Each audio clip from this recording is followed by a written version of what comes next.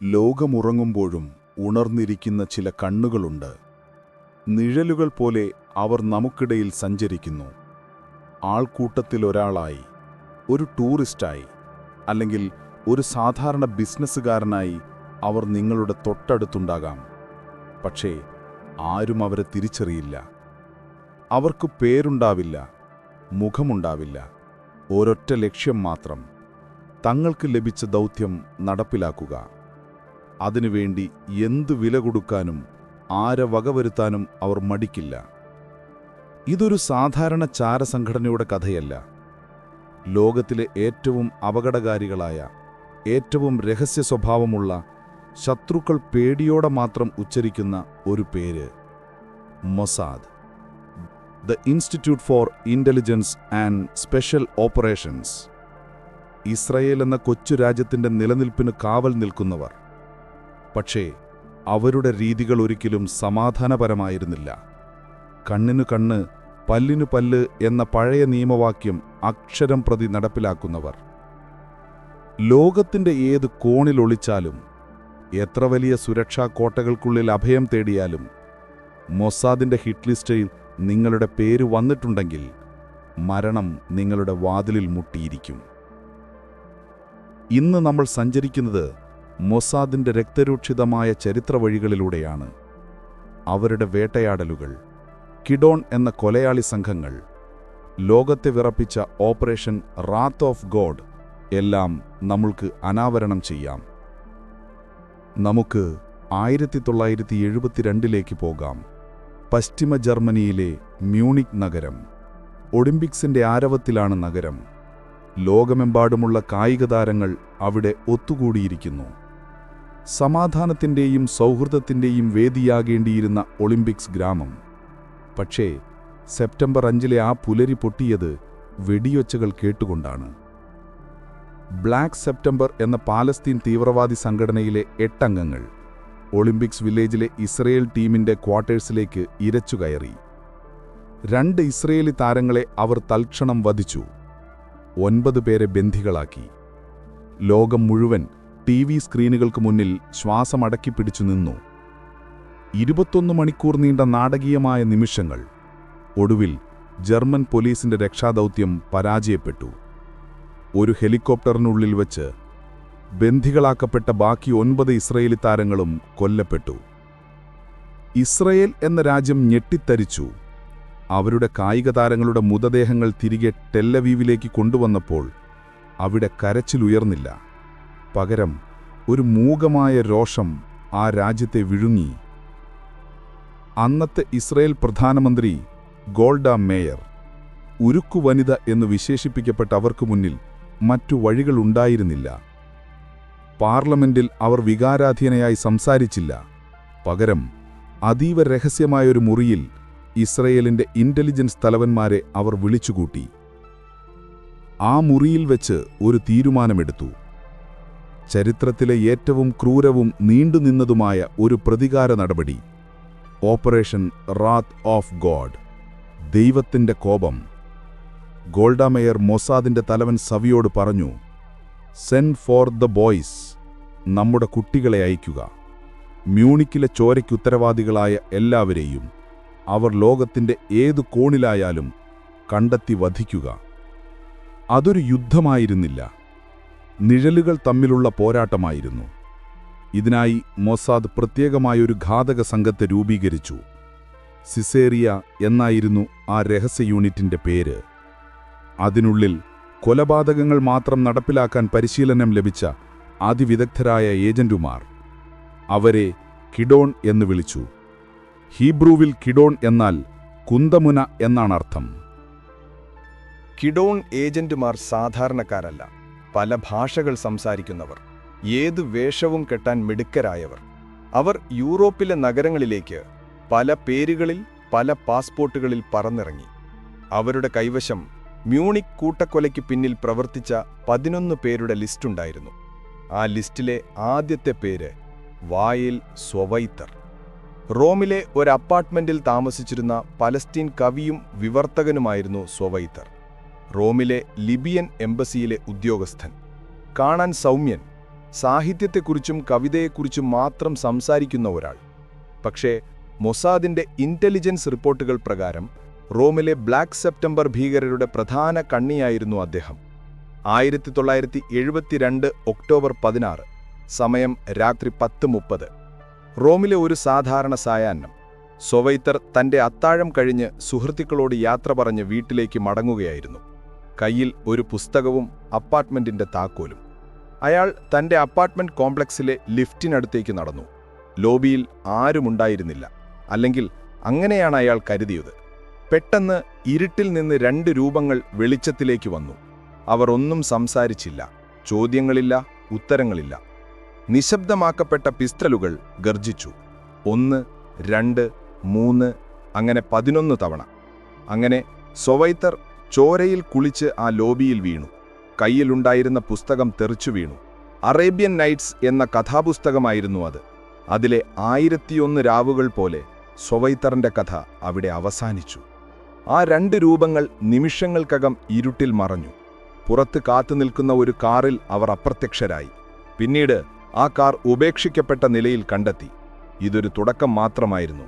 മ്യൂണിക്കിലെ കൂട്ടക്കൊല കഴിഞ്ഞ് വെറും 5 ആഴ്ചകൾക്കുള്ളിൽ മൊസാദ് തങ്ങളുടെ ആദ്യത്തെ മറുപടി നൽകിയിരിക്കുന്നു. യൂറോപ്പിലെ പലസ്തീൻ അനുകൂലികൾക്കിടയിൽ ഭയം പടർന്നു. ആരും സുരക്ഷിതരല്ലെന്ന് അവർക്ക് മനസ്സിലായി. പക്ഷേ മൊസാദിന്റെ ലിസ്റ്റ് തീർന്നിരുന്നില്ല.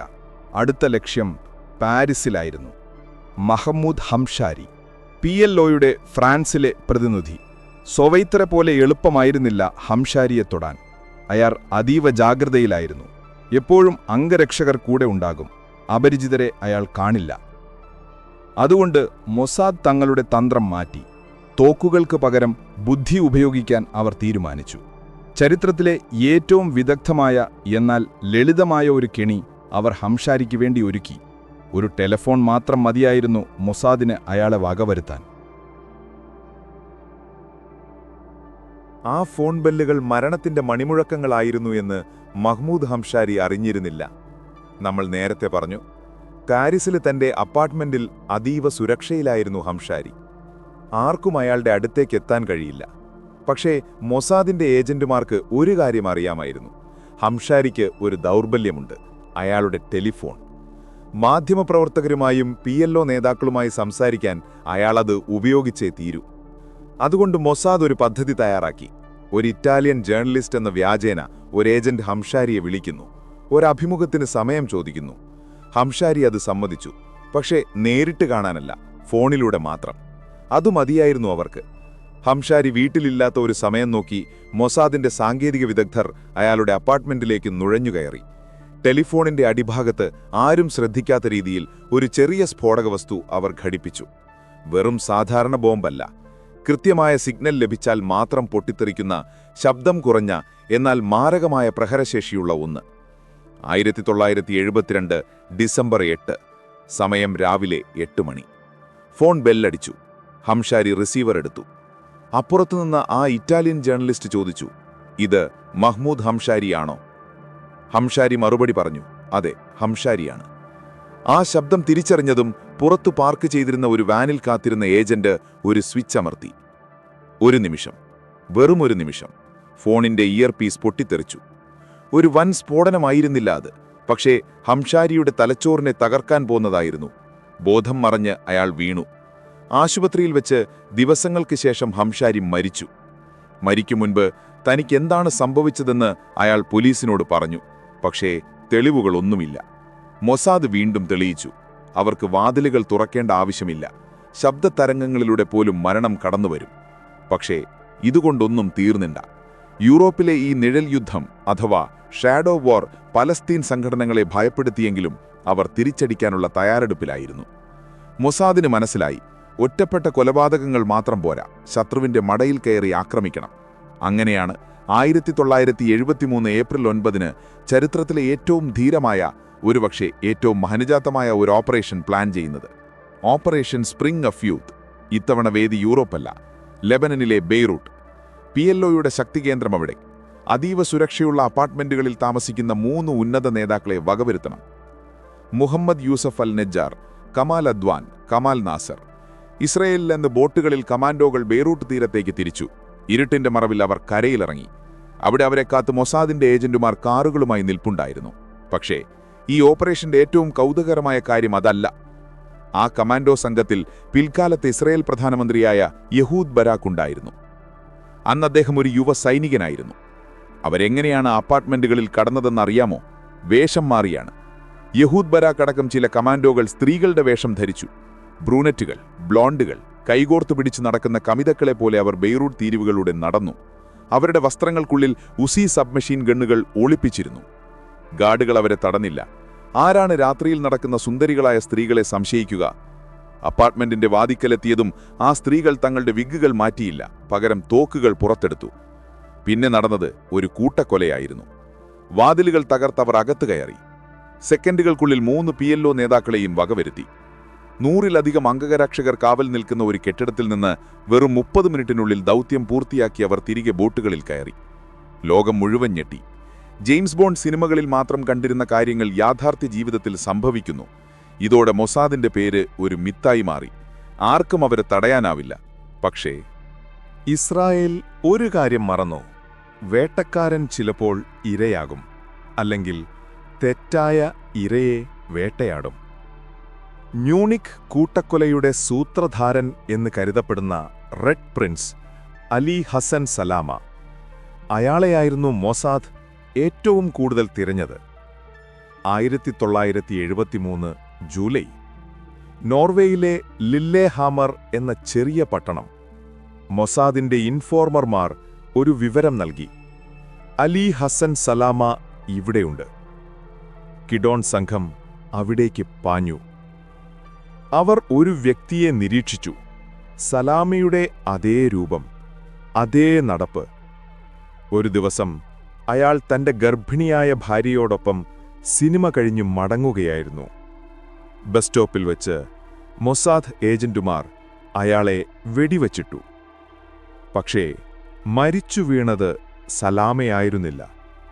അതൊരു നിരപരാധിയായ മൊറോക്കൻ വെയിറ്ററായിരുന്നു, അഹമ്മദ് ബുച്ചീക്കി. അതൊരു വൻ ദുരന്തമായിരുന്നു.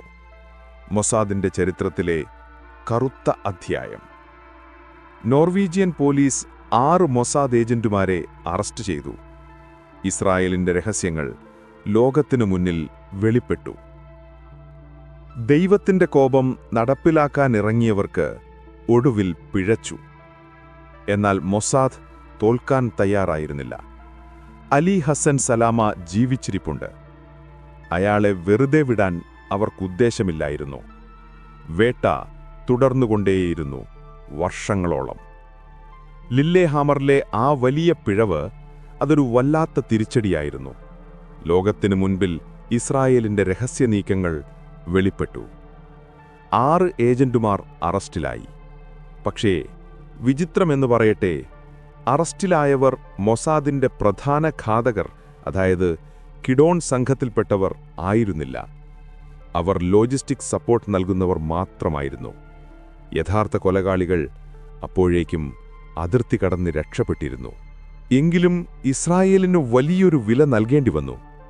ദൈവത്തിന്റെ കോപം തൽക്കാലത്തേക്ക് നിർത്തിവയ്ക്കാൻ പ്രധാനമന്ത്രി ഗോൾഡ മേയർ നിർബന്ധിതയായി. ലോകരാഷ്ട്രങ്ങളുടെ സമ്മർദ്ദം അത്രമേൽ ശക്തമായിരുന്നു. പക്ഷേ മൊസാദിന്റെ ഫയലുകളിൽ ഒരു പേര് ചുവന്ന മഷിയിൽ തന്നെ തുടർന്നു: അലി ഹസൻ സലാമ. അയാളെ അവർ വിളിച്ചിരുന്നത് റെഡ് പ്രിൻസ് എന്നാണ്. എന്താണെന്നോ? സമ്പന്നനായ, സുന്ദരനായ, പ്ലേബോയ് ജീവിതം നയിക്കുന്ന ഒരു തീവ്രവാദി നേതാവ്. ബെയ്റൂട്ട് തെരുവുകളിലൂടെ സ്പോർട്സ് കാറുകളിൽ ചീറിപ്പാഞ്ഞു നടക്കുന്നവൻ. മുൻ മിസ് യൂണിവേഴ്സിനെ വിവാഹം കഴിച്ചവൻ. CIA-യുമായി രഹസ്യബന്ധമുണ്ടെന്ന് വിശ്വസിക്കപ്പെട്ടിരുന്നവൻ. അയാളെ തൊടുക എന്നത് മൊസാദിന്റെ അഭിമാന പ്രശ്നമായി മാറി. ലില്ലേഹാമറിലെ നാളക്കേടിന് അയാൾ മരിച്ചേ തീരൂ. അങ്ങനെ 5 വർഷങ്ങൾ കടന്നുപോയി. 1978 ഇസ്രായേലിൽ പുതിയ പ്രധാനമന്ത്രി വന്നു, മെനാച്ചേം ബെഗിൻ. അദ്ദേഹം മൊസാദിന് വീണ്ടും അനുമതി നൽകി: സലാമയെ തീർക്കുക. ഇത്തവണ അവർക്കൊരു പുതിയ ആയുധമുണ്ടായിരുന്നു. തോക്കുകളല്ല, ബോംബുകളല്ല. Erika Chambers. ആരാണീ എറിക്ക? ബെയ്റൂട്ട് നഗരത്തിൽ പെട്ടെന്ന് പ്രത്യക്ഷപ്പെട്ട ഒരു ബ്രിട്ടീഷ് വനിത. വിചിത്രമായ സ്വഭാവമുള്ള, പൂച്ചകളെ സ്നേഹിക്കുന്ന, പാവപ്പെട്ട കുട്ടികൾക്ക് സഹായങ്ങൾ ചെയ്യുന്ന ഒരു ചാരിറ്റി പ്രവർത്തക. ആരുടെയും ശ്രദ്ധയിൽപ്പെടാത്ത തികച്ചും സാധാരണക്കാരിയായ ഒരു സ്ത്രീ. പക്ഷേ എറിക്ക ചേമ്പേഴ്സ് എന്ന വ്യക്തി യഥാർത്ഥത്തിൽ ജീവിച്ചിരിപ്പില്ലായിരുന്നു. അത് മൊസാദിന്റെ ഏറ്റവും മികച്ച ഏജന്റുമാരിൽ ഒരാളായിരുന്നു. വ്യാജ പാസ്പോർട്ടിൽ അവർ ബെയ്റൂട്ടിന്റെ ഹൃദയഭാഗത്ത് അലി ഹസൻ സലാമയുടെ വീടിന്റെ തൊട്ടടുത്ത് ഒരു അപ്പാർട്ട്മെന്റ് വാടകയ്ക്കെടുത്തു. അവരുടെ ബാൽക്കണിയിൽ നിന്നാൽ താഴെത്തെരുവ് വ്യക്തമായി കാണാം. സലാമയുടെ കാർ എപ്പോൾ വരുന്നു, എപ്പോൾ പോകുന്നു എന്ന് നിരീക്ഷിക്കാൻ പറ്റിയ ഏറ്റവും മികച്ച സ്ഥലം. എറിക്ക അവിടെ ഒരു ചിത്രകാരിയെപ്പോലെ ജീവിച്ചു. ബാൽക്കണിയിലിരുന്ന് അവർ തെരുവിലെ ദൃശ്യങ്ങൾ വരച്ചു. പക്ഷേ അവരുടെ കണ്ണുകൾ ക്യാൻവാസിലായിരുന്നില്ല, താഴെ സലാമയുടെ നീക്കങ്ങളിലായിരുന്നു. മാസങ്ങൾ നീണ്ട നിരീക്ഷണം. സലാമയുടെ ദിനചര്യകൾ അവർ കൃത്യമായി പഠിച്ചു. ഉച്ചയ്ക്ക് ജിമ്മിൽ പോകാൻ അയാൾ സ്ഥിരമായി ഉപയോഗിക്കുന്ന വഴി, ഒരേ സമയം, ഒരേ റൂട്ട്. 1979 ജനുവരി 22. ബെയ്റൂട്ട് നഗരം തിരക്കിലാണ്. എറിക്ക ചേമ്പേഴ്സ് തന്റെ ബാൽക്കണിയിൽ നിന്നു. താഴെ തെരുവിൽ ഒരു ഫോക്സ് വാഗൻ കാർ പാർക്ക് ചെയ്തിട്ടുണ്ടായിരുന്നു. അതിൽ നിറയെ സ്ഫോടക വസ്തുക്കളാണ്. അതൊരു സാധാരണ കാറല്ല, മൊസാദിന്റെ സാങ്കേതിക വിദഗ്ധർ ഒരുക്കിയ മാരകമായ കെണി. സമയം 3:35 PM. അകലെ നിന്ന് അലി ഹസൻ സലാമയുടെ കൺവോയി വരുന്നത് എറിക്ക കണ്ടു. ഷെവർലെ സ്റ്റേഷൻ വാഗൺ കാറുകൾ, നടുവിൽ സലാമയുടെ കാർ. അവർ കാത്തിരുന്നു. ഹൃദയമിടിപ്പ് കൂടിയില്ല, കൈകൾ വിറച്ചില്ല. കയ്യിലൊരു ചെറിയ റിമോട്ട് കൺട്രോൾ. സലാമയുടെ കാർ ആ ഫോക്സ് വാഗൺ കാറിന് തൊട്ടടുത്തെത്തി.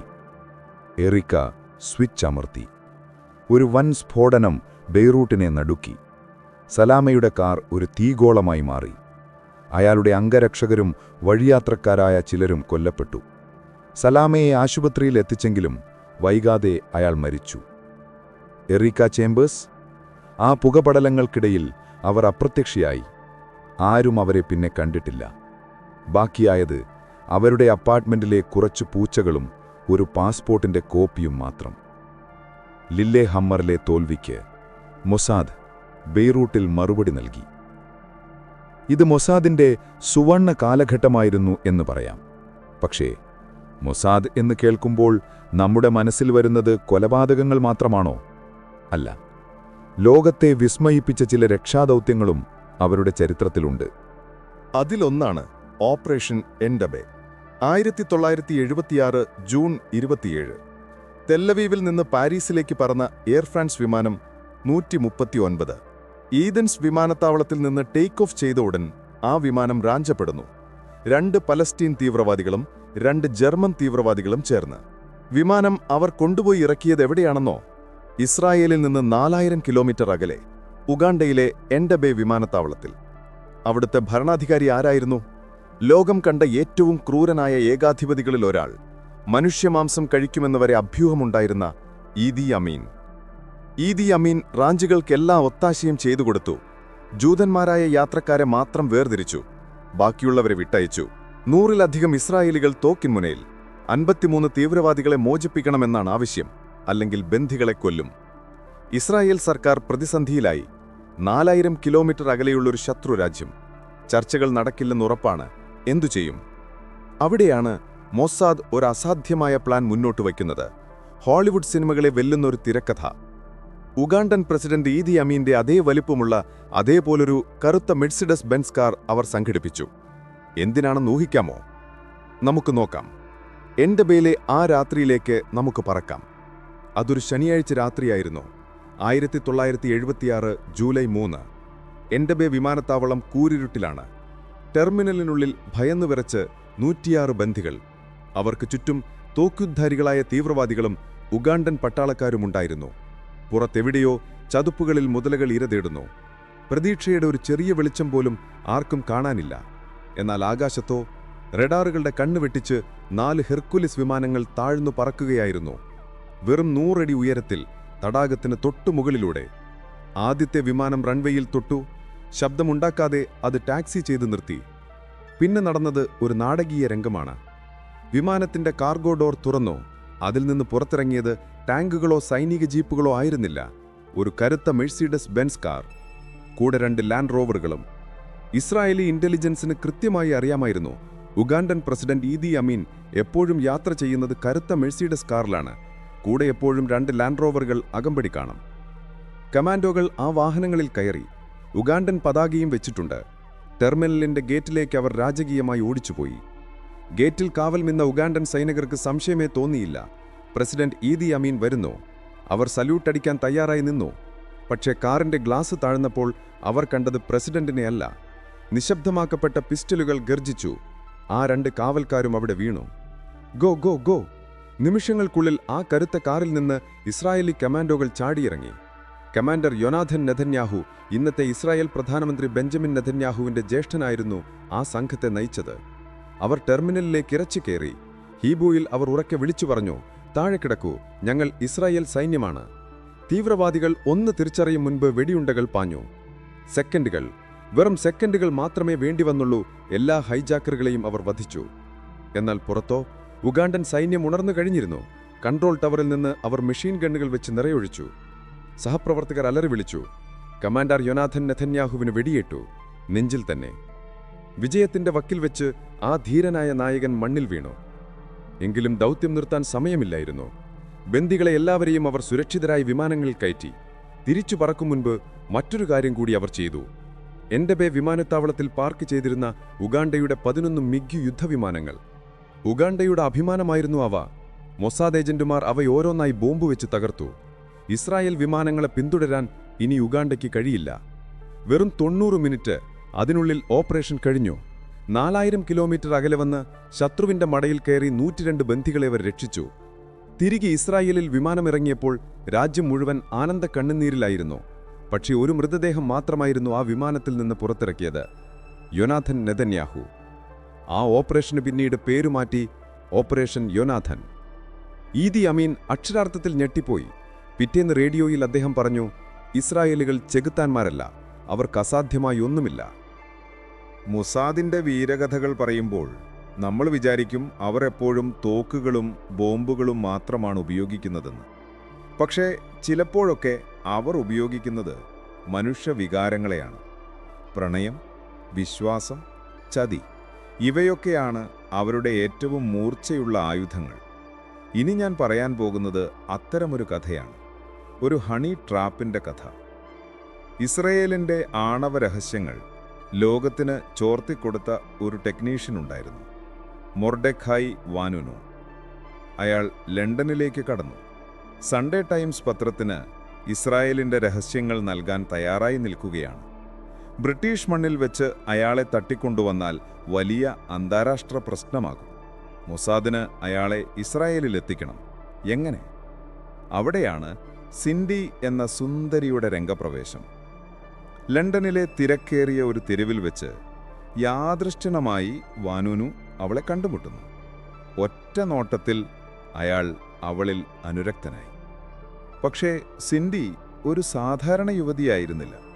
അവൾ മൊസാദിന്റെ ഒരു കിഡോൺ ഏജന്റായിരുന്നു. അവൾ അയാളെ പ്രണയിച്ചില്ല, പ്രണയിക്കുന്നതായി അഭിനയിച്ചു. വാനുനുവിനറിയില്ലായിരുന്നു താൻ നടക്കുന്നത് മരണത്തിന്റെ പാതയിലാണെന്ന്. റോമിലേക്ക് ഒരു റൊമാൻറ്റിക് ട്രിപ്പ് പോകാമെന്നവൾ പറഞ്ഞു. വാനുനു സമ്മതിച്ചു. റോമിലെ ഹോട്ടൽ മുറിയിൽ അവർ എത്തി. വാതിൽ തുറന്നതും പ്രണയമായിരുന്നില്ല അയാളെ കാത്തിരുന്നത്. റോമിലെ ആ അപ്പാർട്ട്മെന്റിൽ എത്തിയപ്പോൾ വാനുനുവിന്റെ സന്തോഷമായിരുന്നു. സിന്ധിയോടൊപ്പമുള്ള ഒരു മനോഹരമായ സായാഹ്നം അയാൾ സ്വപ്നം കണ്ടു. പക്ഷേ മുറി കയറിയതും സിൻഡി ബാത്റൂമിലേക്ക് പോയി. അപ്പോഴാണ് ആ 2 പേർ നിഴലിൽ നിന്ന് പുറത്തു വന്നത്. അവർ മൊസാദ് ഏജന്റുമാരായിരുന്നു. വാനുനുവിന് പ്രതികരിക്കാൻ പോലും സമയം കിട്ടിയില്ല. അവർ അയാളെ കീഴ്പ്പെടുത്തി, മയക്കുമരുന്ന് കുത്തിവെച്ചു. അർത്ഥബോധാവസ്ഥയിൽ അയാൾ ഒരു വാനിലേക്കും അവിടെ നിന്ന് ഒരു ബോട്ടിലേക്കും മാറ്റപ്പെട്ടു. ഇറ്റലിയുടെ തീരത്ത് നിന്ന് കടലിൽ കാത്തിരുന്ന ഇസ്രായേലി കപ്പലിലേക്ക്. ആ കപ്പൽ നേരെ പോയത് ഇസ്രായേലിലേക്കാണ്. അവിടെ വാനുനുവിനെ വിചാരണ ചെയ്തു. 18 വർഷത്തെ തടവ്. അതിൽ 11 വർഷവും ഏകാന്ത തടവ് അല്ലെങ്കിൽ സോളിറ്ററി കൺഫൈൻമെന്റ്. സിൻഡിയോ അവളുടെ യഥാർത്ഥ പേര് ഷെറിൽ ബെൻഡോഫ് എന്നായിരുന്നു. അമേരിക്കൻ വംശജയായ മൊസാദ് ഏജന്റ്. ദൗത്യം കഴിഞ്ഞതും അവൾ തന്റെ പഴയ ജീവിതത്തിലേക്ക് മടങ്ങി. വാനോനു ജയിലിൽ നരകിക്കുമ്പോൾ അവൾ ഫ്ലോറിഡയിൽ ഒരു റിയൽ എസ്റ്റേറ്റ് ഏജന്റായി ജീവിച്ചു. പ്രണയം പോലും മൊസാദിന്റെ കൈകളിൽ ഒരു ആയുധമാണെന്ന് ലോകം ഞെട്ടലോടെ തിരിച്ചറിഞ്ഞു. കാലം മാറി, സാങ്കേതികവിദ്യ വളർന്നു, മൊസാദും മാറി. പക്ഷേ അവരുടെ രീതികൾക്ക് മാറ്റമില്ല. 2010 ഒരു സംഭവം നോക്കാം. ദുബായ്, അത്യാധുനിക സുരക്ഷാ സംവിധാനങ്ങളുള്ള നഗരം. അവിടെ വെച്ചാണ് ഹമാസിന്റെ ഉന്നത നേതാവ് മഹ്മൂദ് അൽ മബ്ഹൂ കൊല്ലപ്പെടുന്നത്. ജനുവരി 19 അൽ മബ്ഹൂ ഒരു വ്യാജ പേരിൽ ദുബായിലെ ഒരു ആഡംബര ഹോട്ടലിൽ മുറിയെടുത്തു. പക്ഷേ അയാൾ ദുബായിൽ ലാൻഡ് ചെയ്ത നിമിഷം മുതൽ നിരീക്ഷണത്തിലായിരുന്നു. ഇത്തവണ മൊസാദ് അയച്ചത് 1-2 പേരെ ആയിരുന്നില്ല, 26 ഏജന്റുമാർ. അവർ ടെന്നീസ് കളിക്കാരെ പോലെ വേഷം ധരിച്ചു, ടൂറിസ്റ്റുകളെപ്പോലെ നടന്നു. അവരുടെ കൈകളിൽ റാക്കറ്റുകൾക്ക് പകരം അത്യാധുനിക ആശയവിനിമയ ഉപകരണങ്ങളായിരുന്നു. ഹോട്ടൽ ലോബിയിലെ CCTV ക്യാമറകൾക്ക് മുന്നിലൂടെ അവർ കൂസലില്ലാതെ നടന്നുപോയി. അവർക്കറിയാമായിരുന്നു ക്യാമറകളുണ്ടെന്ന്. പക്ഷേ അവർ വേഷം മാറിയിരുന്നത് അത്രയ്ക്ക് വിദഗ്ധമായിട്ടായിരുന്നു. വിഗ്സ്, ഫേക്ക് മുസ്റ്റാഷസ്, ഗ്ലാസസ്.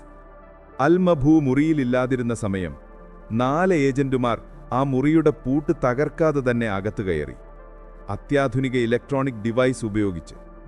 അവരവിടെ കാത്തിരുന്നു. അൽ മബ്ഹൂ തിരിച്ചെത്തി, വാതിൽ തുറന്നു. പിന്നീട് പുറത്തു വന്നത് ആരും കണ്ടില്ല. പിറ്റേന്ന് ഉച്ചയ്ക്ക് ഹോട്ടൽ ജീവനക്കാർ വാതിൽ തുറന്നപ്പോൾ കണ്ടത് കട്ടിലിൽ ശാന്തനായി ഉറങ്ങുന്ന അൽ മബ്ഹൂവിനെയാണ്. അല്ല, ഉറങ്ങുകയായിരുന്നില്ല, മരിച്ചു കിടക്കുകയായിരുന്നു. ആദ്യം എല്ലാവരും കരുതിയത് ഹൃദയാഘാതമാണെന്നാണ്. മുറിയിൽ ബലപ്രയോഗത്തിന്റെ ഒരു ലക്ഷണവുമില്ല, വിഷമുള്ളിൽ ചെന്നിട്ടില്ല. പക്ഷേ പിന്നീട് നടന്ന വിശദമായ പോസ്റ്റ്മോർട്ടത്തിൽ കണ്ടെത്തി അയാളെ ശ്വാസം മുട്ടിച്ചു കൊന്നതാണ്. പേശികളെ തളർത്തുന്ന ഒരു മരുന്ന് കുത്തിവെച്ച ശേഷം. ദുബായ് പോലീസ് ഞെട്ടിപ്പോയി. അവർ CCTV ദൃശ്യങ്ങൾ പരിശോധിച്ചു. അപ്പോഴാണ് ആ 26 പേരുടെ സംഘത്തെ അവർ ശ്രദ്ധിക്കുന്നത്. ആ ദൃശ്യങ്ങൾ ലോകം മുഴുവൻ കണ്ടു.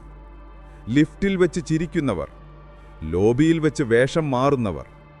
അവർ ഉപയോഗിച്ച പാസ്പോർട്ടുകൾ ബ്രിട്ടീഷ്, ഐറിഷ്, ഫ്രഞ്ച്, ജർമ്മൻ, എല്ലാം വ്യാജം, അല്ലെങ്കിൽ യഥാർത്ഥ വ്യക്തികളുടെ വിവരങ്ങൾ മോഷ്ടിച്ചു ഉണ്ടാക്കിയവ. ഈ ഓപ്പറേഷൻ മൊസാദിന് വലിയ ഒരു നാണക്കേടുണ്ടാക്കിയെന്ന് ചിലർ പറഞ്ഞു. കാരണം അവരുടെ മുഖങ്ങൾ ക്യാമറയിൽ പതിഞ്ഞു. പക്ഷേ ഇസ്രയേലിനെ സംബന്ധിച്ചിടത്തോളം അതൊരു സന്ദേശമായിരുന്നു. ഞങ്ങൾക്ക് അതിരുകളില്ല, ഞങ്ങൾ നിങ്ങളെ തേടി വരും. നമ്മൾ ഇത്രയും നേരം കേട്ടത് ചോരയുടെയും പ്രതികാരത്തിന്റെയും കഥകളാണ്. പക്ഷേ മൊസാദിന്റെ ചിഹ്നത്തിൽ ഒരു വാചകമുണ്ട്, ബൈബിളിലെ സദൃശവാക്യങ്ങളിൽ നിന്നെടുത്തത്. Where no counsel is the people fall, but in the multitude of counsellors there is safety. തന്ത്രങ്ങളില്ലാത്തിടത്ത് ജനം വീണുപോകുന്നു, എന്നാൽ ഉപദേശകരുടെ ബഹുത്വത്തിൽ രക്ഷയുണ്ട്. പഴയ ലോഗോയിലെ വാചകം ഇതായിരുന്നു, by way of deception thou shalt do war. വഞ്ചനയിലൂടെ നീ യുദ്ധം ചെയ്യുക. ഇതാണ് മൊസാദിന്റെ തത്വശാസ്ത്രം. രാജ്യത്തിന്റെ നിലനിൽപ്പിനു വേണ്ടി ധാർമ്മികതയുടെ അതിരുകൾ ലംഘിക്കാൻ അവർ മടിക്കില്ല. ഒരു ശരാശരി ഇസ്രായേലിക്ക് മൊസാദ് ഒരു അഭിമാനമാണ്, അവരുടെ കാവൽക്കാരാണ്. പക്ഷേ അവരുടെ ഇരകൾക്ക്, പലസ്തീൻ ജനതയ്ക്ക്, അയൽ രാജ്യങ്ങൾക്ക് മൊസാദ് ഒരു പേടി സ്വപ്നമാണ്. ഇന്ന് സൈബർ യുദ്ധങ്ങളുടെ കാലത്ത് മൊസാദ് കമ്പ്യൂട്ടർ സ്ക്രീനുകൾക്ക് പിന്നിലേക്ക് മാറിയിരിക്കുന്നു. ഇറാന്റെ ആണവ ശാസ്ത്രജ്ഞരെ വധിക്കാൻ അവർ ഉപയോഗിക്കുന്നത് റിമോട്ട് കൺട്രോൾഡ് മെഷീൻ ഗണ്ണുകളും വൈറസുകളുമാണ്. രൂപം മാറുന്നു, ഭാവം മാറുന്നു, പക്ഷേ ലക്ഷ്യം ഒന്നുതന്നെ. മൊസാദ് ഒരു ഇതിഹാസമോ അതോ ക്രൂരതയോ? ഉത്തരം ചരിത്രത്തിന് വിടാം. പക്ഷെ ഒന്നുറപ്പാണ്, ലോകത്തിന്റെ ഏതോ ഒരു കോണിൽ ഈ നിമിഷവും ഒരാൾ നിഴലിൽ പതിയിരിക്കുന്നുണ്ടാകാം. ഒരു ഫോൺ കോളോ ഒരു കാർ യാത്രയോ അല്ലെങ്കിൽ ഒരു അപരിചിതന്റെ പുഞ്ചിരിയോ മതി കഥ അവസാനിക്കാൻ. നിഴലുകൾക്ക് കണ്ണുകളുണ്ട്. ഓർക്കുക. നന്ദി.